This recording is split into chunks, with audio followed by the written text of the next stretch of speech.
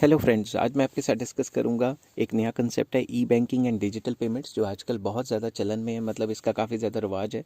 रिवाज मतलब आजकल काफ़ी ज़्यादा हैबिचुअल है ये।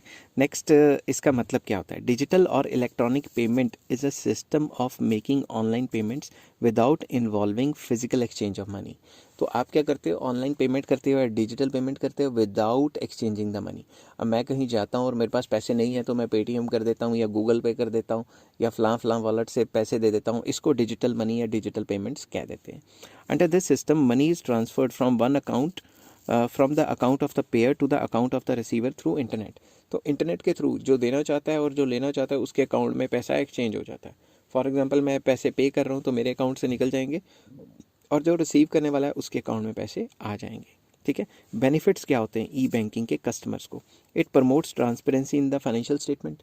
फाइनेंशियल स्टेटमेंट जो भी उनकी आती है उसमें ट्रांसपेरेंसी रहती है कि कितना उन्होंने दिया, कितना उन्होंने लिया, फलां फलां। ठीक है। 24/7 services.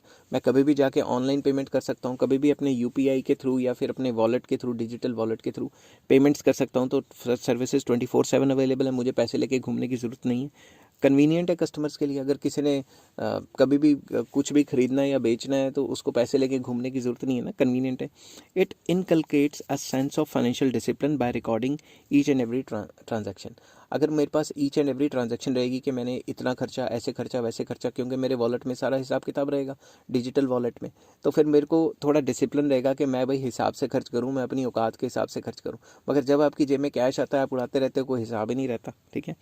Next, unlimited access to banking facilities. तो ये जो डिजिटल वॉलेट्स हैं, गूगल पे, पेटीएम वगैरह वगैरह जो भी हैं, यूपीआई कई, तो ये आपको बैंकिंग फैसिलिटीज़ को अनलिमिटेड एक्सेस देते हैं कि एक इंसान दूसरे इंसान के अकाउंट में डिजिटली पैसे डाल सकता है और मैं अपने पैसे कहीं पे भी शॉपिंग कर सकता हूँ, कुछ भी कर सकता हूँ। तो कई बैंकिंग फैसिलिटी डिजिटल वॉलेट्स में ही मिलती है। मैं बिजली के बिल दे सकता हूँ या गैस के बिल दे सकता हूँ वगैरह वगैरह। Greater security to the customers as they can avoid travelling with cash. मतलब कैश के साथ घूमोगे, रिस्की है, जेब में से निकल गया, किसी ने चोरी कर लिए, 100 स्यापे हैं इसके, 100 टेंशनें। तो आपको क्या है, थोड़ी सिक्योरिटी ज़्यादा रहती है। अब मैं कभी कभी बाहर जाता हूँ मार्केट में, मैं कैश लेके नहीं जाता, फ़ोन से ही सारी पेमेंट्स हो जाती हैं। तो इसका फ़ायदा है कस्टमर्स को। Benefits to banks. बैंक्स को क्या बेनिफिट्स हैं? Competitive advantage to the banks. Banks जितना ज़्यादा डिजिटल सर्विसेज प्रोवाइड करेंगे उतना कंज्यूमर्स को अट्रैक्ट करेंगी। तो कंज्यूमर्स तो उसी बैंक के पास जाएगा जो ज़्यादा से ज़्यादा डिजिटल सर्विसेज देती है। तो ये कॉम्पिटिटिव एडवांटेज देता है बैंक को। Unlimited network to the banks. Banks को ये अनलिमिटेड नेटवर्क देता है क्योंकि बैंक्स के पास कहीं से भी पैसे आ सकते हैं, कहीं से भी जा सकते हैं। फॉर एग्जांपल, मेरा एक अलग बैंक है, मैंने किसी और के बैंक में पैसे डालने हैं तो मैं डिजिटल पेमेंट के थ्रू डाल देता हूँ। इसके लिए ज़रूरी नहीं मुझे ब्रांच में जाना है। और जो ब्रांच, नेक्स्ट पॉइंट भी यही है कि reduce the load on branches. तो ब्रांचेस का लोड भी कम हो जाता है, बार बार मुझे जाके बैंक में पैसे जमा करवाने या निकलवाने की ज़रूरत नहीं है। मेरे को खुद ही पैसे आ जाएंगे जिसने डिजिटली देने हैं और खुद ही पैसे चले जाएंगे जिनको मैंने देने हैं। तो कहने की बात ये कि ओवरऑल बैंकों का नेटवर्क भी स्ट्रांग होता है क्योंकि बैंक को आपस में कोलैबोरेट करने की ज़रूरत होती है डिजिटल पेमेंट्स के लिए।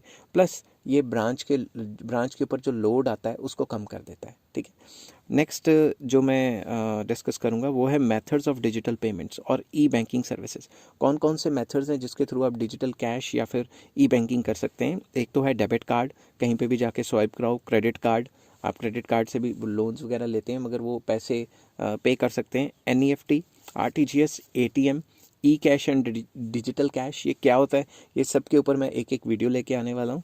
तो आई होप वो वीडियो के लिए आपको वेट करना पड़ेगा। और मैं फ़िलहाल ये करवा रहा था कि मेथड्स ऑफ डिजिटल पेमेंट या बैंकिंग क्या होते हैं, डिजिटल या ई बैंकिंग के किस तरीके से की जाती है।